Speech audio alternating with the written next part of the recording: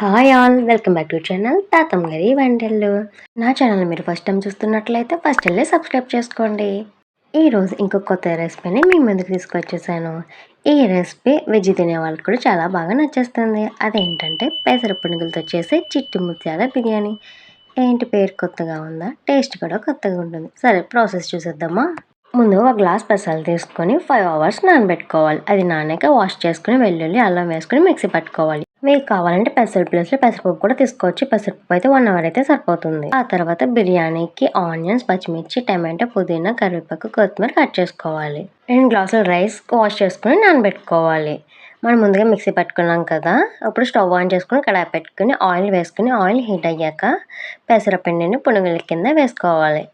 మేమైతే చిన్నగా వేసుకున్నాము. మీకు కావాలంటే పెద్దగా కూడా వేసుకోవచ్చు. చిన్నగా వేసుకుంటే టేస్ట్ బాగుంటుంది.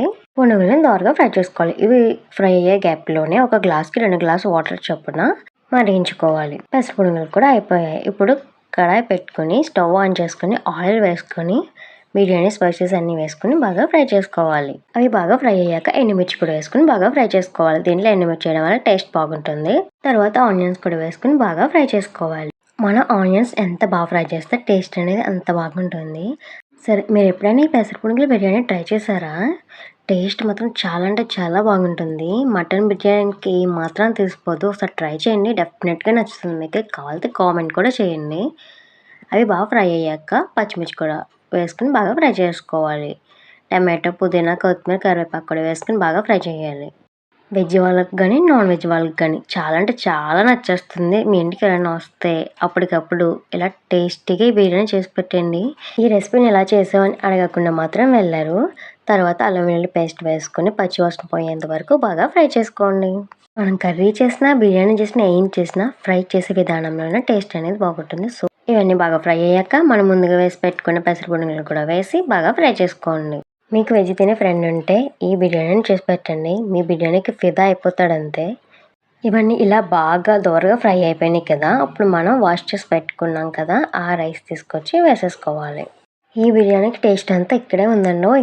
అసలు స్కిప్ చేయకండి, ఫుల్గా చూడండి. నేను పెట్టిందే 5 minutes. దీన్ని కూడా మీరు స్కిప్ చేస్తే అసలు ఇక్కడే టేస్ట్ పోతుంది. ఇక నేను చెప్పింది జాగ్రత్తగా వినండి. ఈ రైస్లోనే చిటికెడు పసుపు, కారం, టేస్ట్ తగ్గట్టు, ధనియాల powder, biryani masala powder, salt అన్నీ వేసుకుని బాగా ఫ్రై చేసుకోవాలి. ఏంటి రైస్లో వేస్తాను అనుకుంటున్నారా? ఈ బిర్యానీకి రైస్లో వేయడమే టేస్ట్ అండి. మామూలుగా అయితే మనం ఆనియన్స్లో, టమాటోస్లో వేసుకుని మిక్స్ చేసుకుంటాం. కానీ ఈ బిర్యానీకి ఇలా రైస్లో వేసుకుని బాగా ఫ్రై చేసుకోవాలి. ఏంటి సాల్ట్ అని చెప్పి ఉప్పు వేస్తాను అనుకుంటున్నారా? మీ దగ్గర ఏది ఉంటే అది. నా దగ్గర ఉప్పు కూడా ఉంది కాబట్టి సో నేను ఉప్పు వేసుకున్నాను, కరుగుతుంది కాబట్టి. ఇవన్నీ బాగా కలిసిపోయేలాగా బాగా కలుపుకోండి. ఇందాక చెప్పాను కదా, స్కిప్ మాత్రం చేయకండి, టేస్ట్ అంతా ఇక్కడే ఉంటుందని. అదేంటో కాదు, మనం ఇవన్నీ వేసుకున్నాక మనం బియ్యాన్ని ఎంత బాగా ఫ్రై చేస్తే టేస్ట్ అంత బాగుంటుంది. అసలు మీకు వీలైనంతసేపు ఆ బియ్యాన్ని బాగా ఫ్రై చేయండి, టేస్ట్ మాత్రం చాలా బాగుంటుంది. 1 tablespoon నెయ్యి కూడా యాడ్ చేసుకుని బాగా మిక్స్ చేయండి. మీకు నచ్చితేనే, లేదంటే స్కిప్ చేయొచ్చు. మళ్ళీ చెప్పేది ఒకటే, రైస్ మనం ఎంత బాగా ఫ్రై చేసుకుంటే టేస్ట్ మాత్రం అంత బాగుంటుంది. సో మీకున్న బలాన్నంతా ఉపయోగించి రైస్ తిప్పుతూనే ఉండండి, సిమ్లో పెట్టుకోండి.